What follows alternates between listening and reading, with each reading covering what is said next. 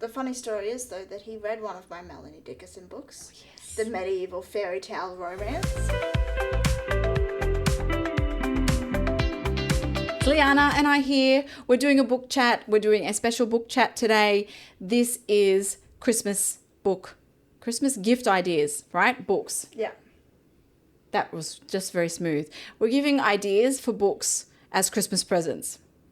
Yes? Yeah. We're going to cover different members of the family. So, on here, normally we're talking Christian romance pretty almost exclusively.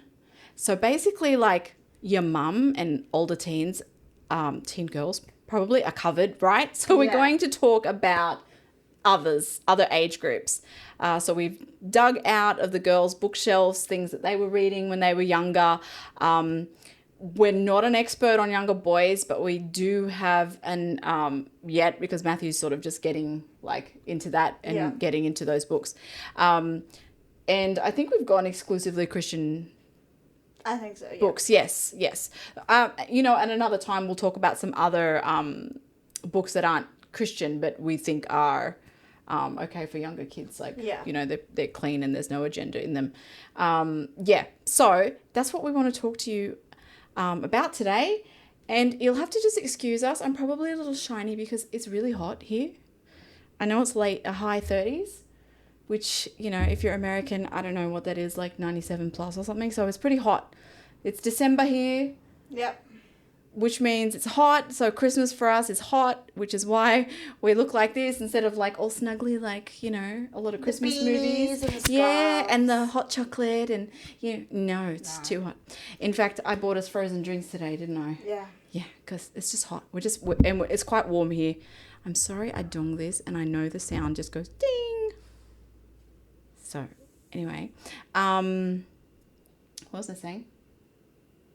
That it's not cold here. Yeah, I know. I'm actually sweating, guys. It's hot in this office because the sun just goes right, like, on that side. But, hey, we got light, which we also need. So, okay, we're going to start from the youngest and work our way up. Right. And we had to go and double check that that these books are still available because, some of them have been out a long time. Yeah. But thankfully with ebooks, a lot of older books are available. Although, in most cases, particularly as a gift, I think you want to give the paperback. But okay, so we're talking about younger kids here. So these ones can be boy or girl. Would enjoy them. This is a little bit, probably 8 if your kid is quite an advanced reader. Otherwise, I'd say 9. Yeah. Because I think so the first one is, now these are series suggestions, by the way. As a mum, I would always buy the first book of a series and give it to you or Zanae or Matthew. We're starting to do that as well. Because I'm looking for something that they like. And so I'll test them with the first book in a series. And then because it's a series, if they like it, oh, yes, that means I know what to buy them next, right? And it keeps them occupied for a while. So these are called the Cul-de-Sac kids. These have been around a long time. Beverly Lewis. This is book 1, but I think they come in collections now. So I think the first 4 books are in one. Not very thick. So it can be deceiving in that you think a little bit younger can read it. But no, in my experience, both you and Zanae didn't really get into it till you're about 9. I think so. Yeah, and they're advanced readers. So, there's some pictures, but it's mostly a lot of text. So about kids who live in a cul-de-sac. Yeah. I don't remember how old they are, but... No, but it's it's just something to... And there's like 20 plus books in the series. Right. Yeah. I wasn't sure. I know there's a lot. We don't own them all. No. Because you kind of grew out of them before we collected anymore. So, so there's that. So boys or girls would like that. So we're sort of saying the 9 to 11 age group. I think by 12 they'll move on. Okay. Same sort of age group. This one is from the Adventures in Odyssey series. So this does not contain the books... the characters in the audio show. The audio show. No, they don't. But it's still They travel to different places and learn different, different principles and things. So this one's an adventure. So I think boys, Matthew has started reading these. He loves, I tell you, he loves in the back. Is it in the back? And basically he just went there and did them all in the back. Okay, in the back, they have puzzles. And the questions are based on things that happen in the book. So once they've read the book, they can decode stuff. So Matthew thought that was really cool. Are we sorry if our light varies? That's the problem with having the window open if the light varies. But so again, Matthew can read it sometimes. Like it takes a lot of attention span. Why is that light doing that? Is it because I do this with the book? Oh, the white balance changes. Sorry, I don't have advanced camera gear, guys, and I don't want that to stop us sharing stuff with you. So please bear with us. And I just, particularly as a parent, you need to see, maybe if I go back a bit, you need to see less variation. You need to see, the amount of text, because I think you know what your kid can handle. Hey guys, sorry for this short interruption to my own podcast, but I just wanted to let any writers out there know, or even small business owners or anyone who has a website or who might need a website, that I do have my Helen Rosenzweig Impressence Web Studios YouTube channel as well. On that channel, I have training videos, helpful videos on anything website related, and particularly for authors. So if this is you and you are interested in what I have there, go check it out. The link is in the show notes. Now back to this podcast.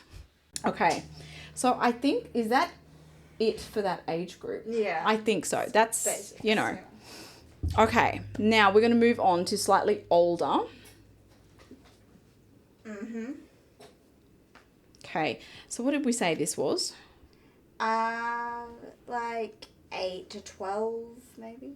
Is that where you're going? A little bit older. Yeah, somewhere to that 8 to 12.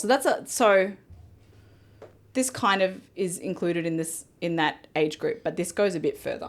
Yeah. This will go a little bit older. So let's go with the ones that boys or girls would be suited for. Oh, I shouldn't dong that. My desk is also very sensitive. So, do you want to talk about this one? Yeah. Unfortunately, I skipped a lot of this age group. I didn't become a big bookworm till a while later. But this was one of the series I read around 10, 11 by Ted Dekker. This one's The Dream Traveler's Quest. This one's about a boy, but the series about boys and girls and all kinds of things. They go on all kinds of adventures. So these are adventure books, adventures to another world, but they also teach Christian principles. It's almost like a different... So people know how Narnia is actually like a metaphor for a lot of the Christian world. This sort of has things like that, but, it's fun, adventure, and yeah. So there's no magic in that one, is there? No, not that I can remember. I can't remember. There's some interesting creatures. They travel to another place or something. Mm-hmm. Yeah.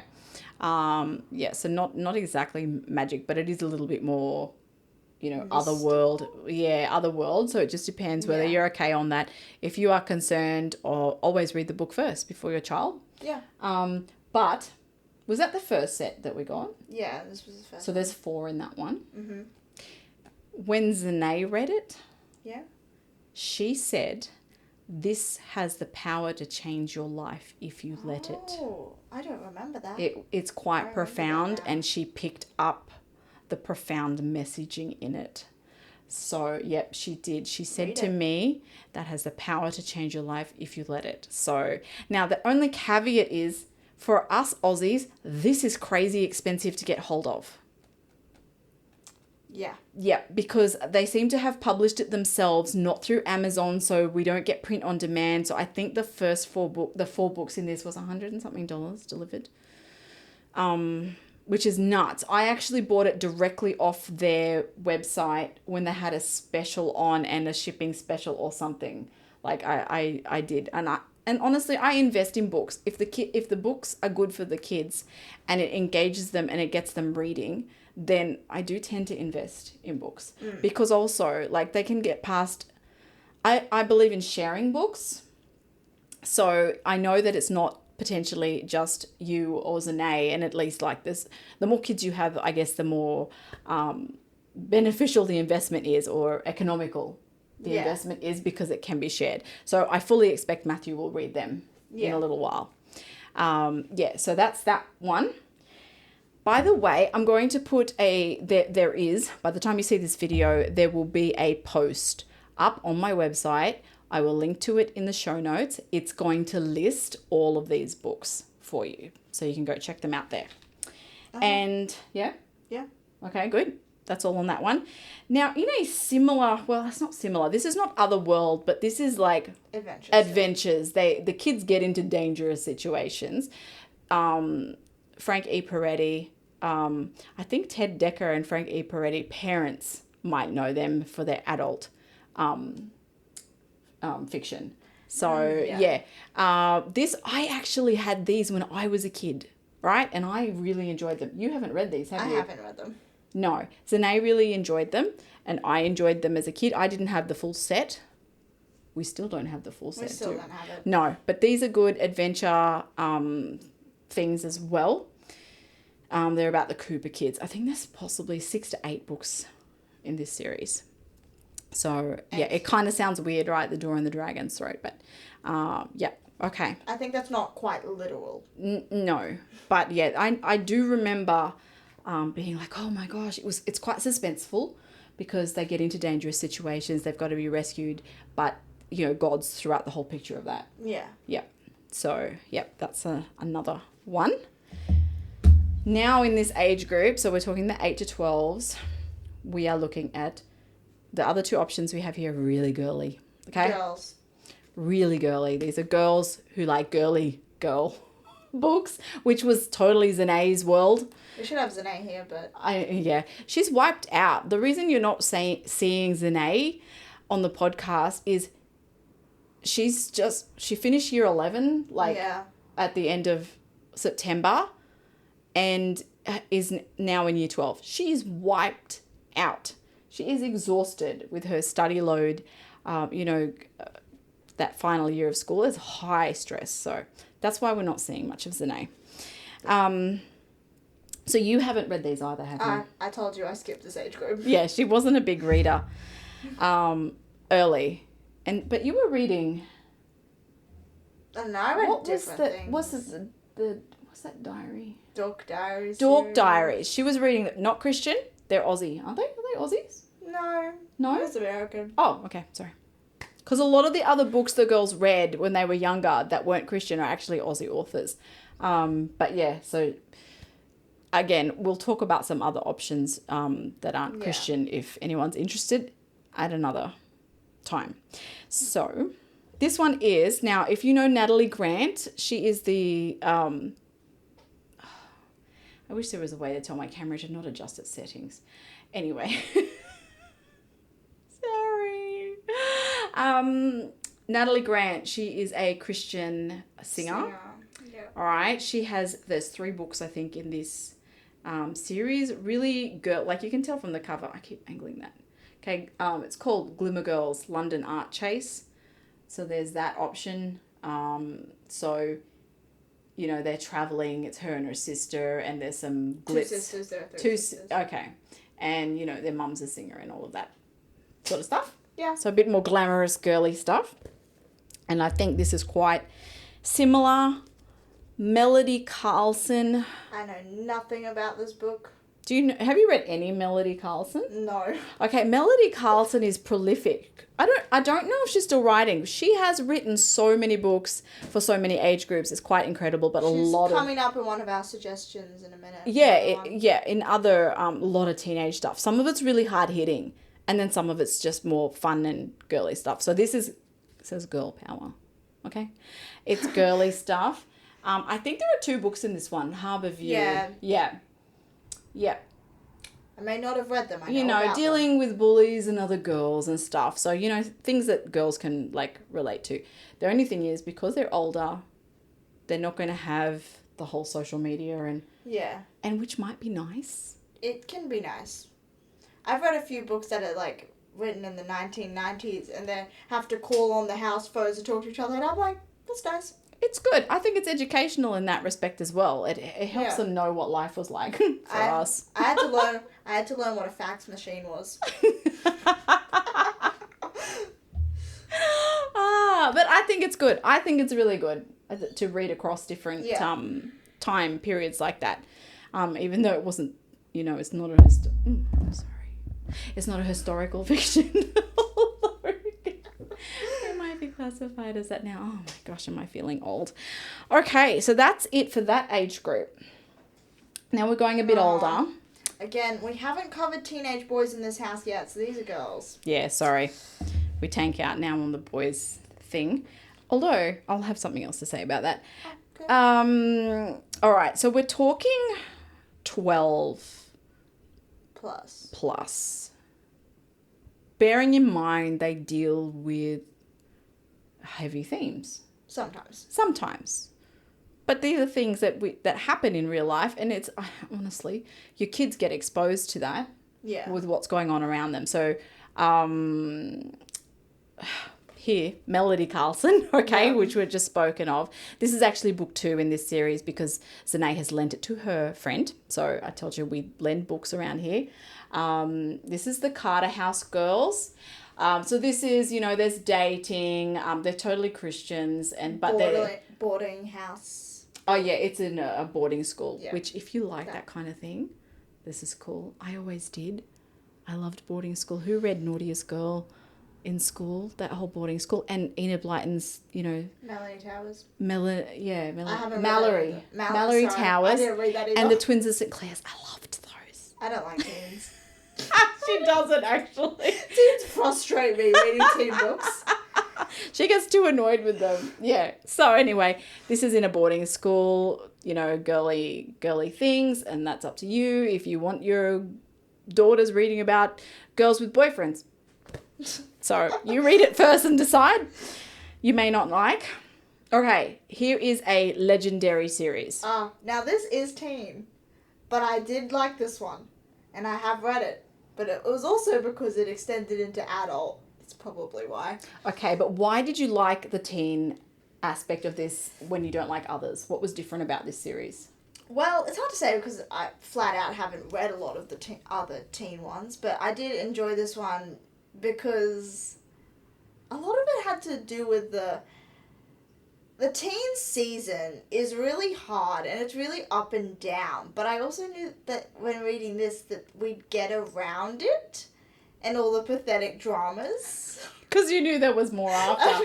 Right. More after. So you had the benefit of the whole series is already out when you started it. I think all 23 books. Okay, there's 23 books. So if your daughter starts this book and loves it, there's plenty to keep her occupied for a while. All the way until the main character has kids. Right. Okay.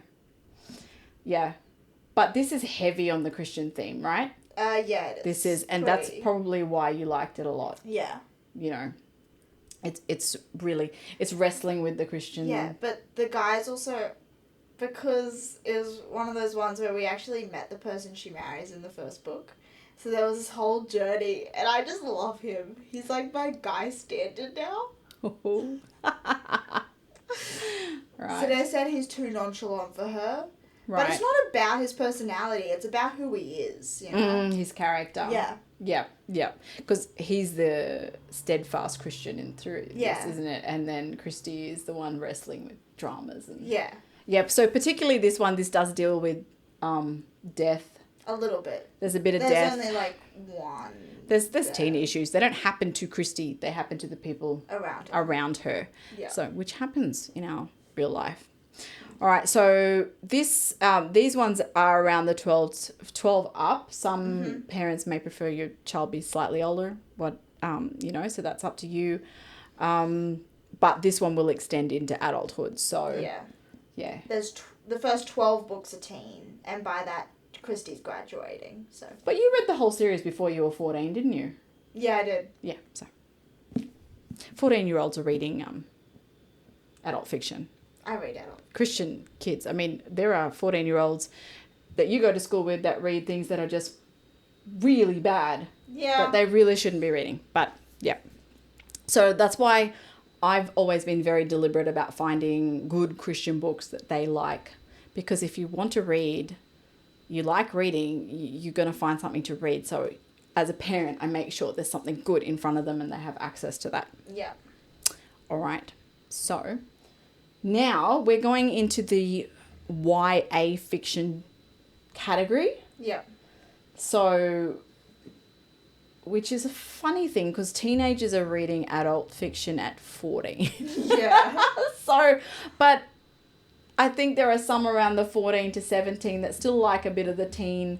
Yeah. I think it's for older teens who still like to read the teen world. I think, really. So what have we got? Let's go to this one. Let's go to do the other one and then change my mind. Okay. Heart of a Royal. I have talked about this before. A while ago now. Long time ago now, Yep. though. But I do love this book. She's 17. And it's interesting. It took me like 5 reads before I realized what was happening in the book. As in, so there's like princesses and he's a prince. But it's like modern day. And But in a fictitious place. yeah, but they were wearing jeans and they had microphones, but they were still sending letters. And I'm like, what kind of world is this? Is this like in the past? It almost sounds like Princess Diaries. Yeah, it does. That's what finally got it for me. Watched the movie Princess Diaries, sort of what's happening. And then I realized, it took me 5 reads before I found this. In the first chapter, there's a mention of something about the collapsing of the global government system, so they brought back the royal system. Took me... So there's a reason for it. There's a reason for it. Okay. But it was fun to read, because the guy's a prince, and she's definitely still a teenager. But, I do love this book. And that's a series? It's a series, 1 of 3, I think, first one's about the prince, second one's about the princess, their siblings, and then the third one's about a friend of theirs and another prince. Yeah. Now, that's an Aussie author, isn't it? It is. Hannah Currie. I love her. She's a fairly new author, but I have read basically all her stuff. And I do love her. Okay. All right. Cool. So, yep. For teenagers, slightly older. Yep. And then, so that was we've given you an option for contemporary setting, even though it's princesses. This one is historical. I'm sure a lot of people have heard of Melanie Dickerson. Very popular, historical, medieval. Most of them are set in Germany. This series is set in Germany. Now this series is titled specifically teen or young adult. Yeah. So this is the first book, The Healer's Apprentice, the first Melanie Dickerson I ever read, and still my favourite today. There's 11 books in the series, so you can buckle up and get in. And it's awesome, because it's action and it's good quality romance. Now, what's the theme between all the books, throughout the books? Huh? They're based on something. Aren't they? I'm not getting anything right now. Fairy tales? Oh, yeah. Sorry. That never clicks with me, because some of them are so much like the fairy tales and some of them aren't. This one's based on Sleeping Beauty, and then there's other ones. There's some interesting ones. Like, you cover all the basic fairy tales, like Snow White and all that. But then there's also one, The Pied Piper, which really threw me off, because I'm like, that's not a regular fairy tale. But I do love that book. And there was also one, like, she did a reverse Cinderella story. So the Cinderella story, but the guy is the one who's poor, with the step siblings and stuff. Okay. That was good. So, but without the magic, there's no magic in these. There's no magic in these. There was one kind of situation in this first book. It wasn't so much magic as the evil guy was dealing with some kind of like dark stuff. Okay. But it's not in any of the other books. Okay. Just a note on that. It's not like we know a lot of people have an issue with magic. We don't tend to want to read anything with magic anyway. So that's why what we read and what we recommend doesn't have it. So sometimes I just feel there's a need to, help explain things so what we're recommending. Okay, so that covers your YA, your real teen genre. And now we're going to move on to Dad.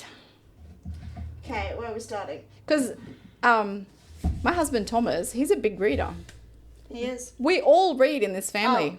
The funny story is, though, that he read one of my Melanie Dickerson books. Yes. The medieval fairy tale romance. He picked it up and he started reading it. And I'm like, you're going to read that? He's like, yes, I am, actually. That's after you finished it, didn't he? Yeah. And he got to the end of it.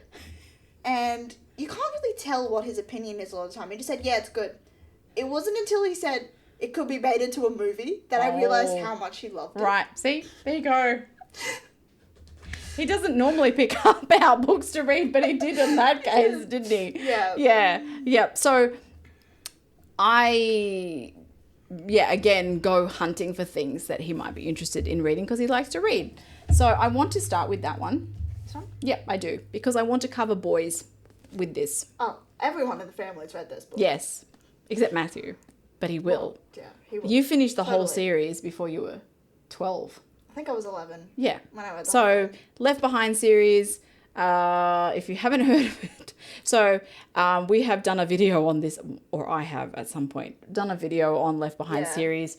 But, Jerry B. Jenkins, that's Dallas Jenkins' father. So, Dallas Jenkins, who is behind The Chosen. So, this, again, is this series been out for a long time. There's 12 books. 12, yep. It is old in terms of technological references because they're using flip phones. Yeah, it was written in the 90s, but just the whole, and I personally think, now it depends because this is dealing with the tribulation, this is dealing with after the rapture. Okay. Now, I know everyone sits differently on what they think is going to happen. All right, some think this is gospel, others think this is like heresy. But from a parent's perspective, I love that it stimulates conversation at home about, what will happen in the future, what the fate is of the world. And I think it causes us all to reflect on where we are with Jesus. Yeah. So obviously, if you have a really, if you're really set on a particular, I'm losing all the words for this as well because you've got your pre-millennial, post-millennial, amillennial. So this is your end times. There's another word for this. Eschatology. Okay. You're getting fancy. Right, eschatology. If you're really set on a different one to this and it's going to be a problem for you, don't read it. You won't enjoy it. Yeah. Don't read it. But, so I'm mentioning this because teenage boys, young teenage boys could read this and enjoy this as well. So, so that's why we're putting that out there. That's everyone in this family just slams through it. Once you start it, you just... But it's pretty, bulky. 400 pages a book, 12 books, small print. Sometimes it takes you 5 reads of a page to really understand what's going on. Sometimes. Yeah. That was probably because So you want to be a reader, but I'm assuming if you're watching this video, you're a reader or you're wanting your kids to be. You know what? In most cases, parents are readers and you feed them books young and teach them the love of reading. They become readers. Yeah. And I think reading's important because we need to read the Bible. Okay, so here is a fiction option. So Dad loves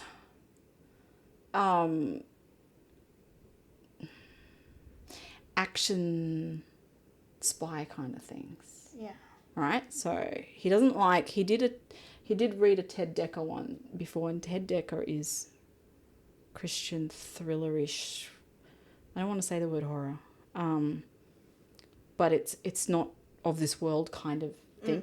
He didn't really click with that. I know some men like that. I think my brother-in-law likes that, Ted Dekker's books. He has some of those. Yeah, Uncle Ben has that, but Dad didn't like that. Okay, this is a series, I think there's 4 books. So this is Israeli Secret Service stuff, all right? And it's written by Amir Safadi, who is an Israeli. If you've heard of him, he's quite famous in the prophecy world. Yes, in this family, we are a little bit involved with prophecy stuff. We just find it interesting. Yeah. Not like, I mean, end times prophecy things is what I'm trying to say here. Yeah. So Amir Safadi, he has, we actually went to a prophecy conference that he came to Australia and did in Melbourne. Thomas and I went to that. It was fabulous. So here's his fiction series. And I think, because he can draw on his own insight from being in the Israeli military. So my husband loves these. So if your husband or man in your life might like that, older, obviously you're older boys as well, that one. And I hesitated about sharing this because it can be controversial. It really depends how you want to look at the world. Speaking of prophecy, I'm exposing my husband's taste here. This is Jonathan Kahn, he's a Messianic Jew, very famous. I'm sharing this one because I've read it. And it is talking about, look, to be honest. So this is nonfiction. This is nonfiction, yes, nonfiction. It can be heavy to follow. I've read 2 of his books because he looks at the history and the biblical principles in play in the, in the past and how they play out today and what's happening. This one, as a parent, I think is really good to read because it explains a lot of what is happening in the world today, the way the world has gone south, moralistically, faith-wise and things. I thought this is impactful, okay? But it may not be your cup of tea. So there's that one. And then for the dad who might be a little bit more business-like, practical-like. So this is another non-fiction. I've never seen this book before. And I'll tell you, I've read it. My husband hasn't read it. Why am I recommending it here for men? Because I don't think this suits women. So this is a Jordan Rayner. I've read his first book, which is amazing, Call to Create. I think that one is a really good book for women as well. Basically, this is a time management book. But non-fiction, time management book and helping you prioritize things in your life. I think it's very good. And I picked up some principles from this that I've implemented 2 years ago and I still do it. And there's still a sanity saver for me. I just feel, so if you're a woman, read that with this in mind. I just feel that this is a man's book written by a man and some of the practices he implements are very impractical for females. That's all. Interesting. Because we have different responsibilities. We can't focus solely on one thing as much as men can. But still really good.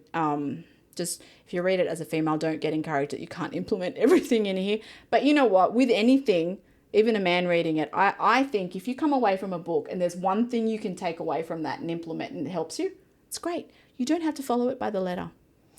Anytime I recommend a non-fiction book, I never recommend following it by the letter. Have some discernment, see what works for you, and maybe you don't agree with any of it and you don't take any of it on. Yeah. But otherwise, this is really a good book. All right. So that's our options, right? Yeah. Some of them, we could be here for days. We could. So we've strategically picked some. Yeah. We're not here just to show you the newest releases either, but the ones that have impacted us. We didn't even look at biographies. No. Which we haven't read a lot of lately. No. So if you have recommendations, particularly for boys, please pop them in the comments. It would help others and help us as well as Matthew's growing up. Otherwise, we'll put the link for this list in the show notes so you can go and have a look at them.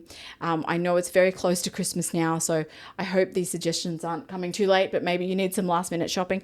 Speaking of, I was going to suggest one other thing. Oh, okay.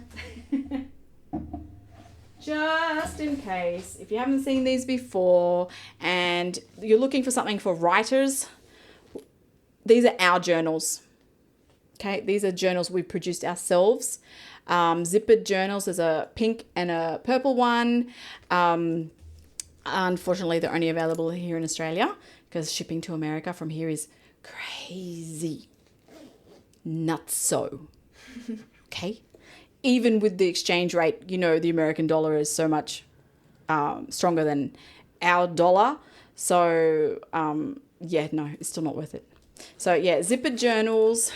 They're all the same inside. It's just the cover that's different.